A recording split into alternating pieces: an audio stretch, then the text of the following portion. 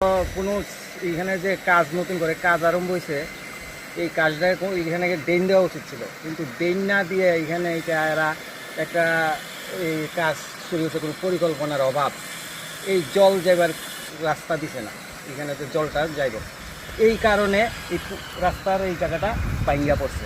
এখানে আমি টেম্পু চালক, এখানে যদি বড় গাড়ি ছোটো গাড়ি যে কোনো সময় এই ভাঙ্গা লইয়া পড়ে যেতে পারে, এখানে যান চলাচল ব্যাঘাত করতে পারে। কি অবস্থা দেখেন, ভাঙ্গা পুরাটা পড়ে গেছে। বড় গাড়ি আইলে যে কোনো সময় দুর্ঘটনা হইব। এটা পূর্ত দপ্তরের পরে সিস্টেমে পরে এটা এই রোডটা, কিন্তু দেখা যায় পূর্ত দপ্তরেরা কি এটা জানছে না কি আমাদের জানা নাই।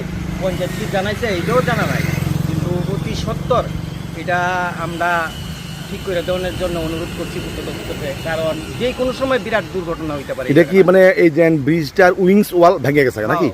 এই ওয়ালটা ভাঙ্গা গেছে, এবার মাটি ধসে গেছে, মাটি আপনার দস্যাস হয়ে যেতেছে। যেখানে দাঁড়িয়ে রয়েছেন সেখানে নিচে কি মাটি আছে মনে করেন? মাটি নাই, এখানে মাটি নাই, কারণ হচ্ছে এখানে স্ট্যান্ডের উপরে ওয়াল কইরা ব্রিজটা হইছে। এই ব্রিজটা যে হইছে আরসিসি পিলার, বড় পিলার কইরা ব্রিজটা হইছে।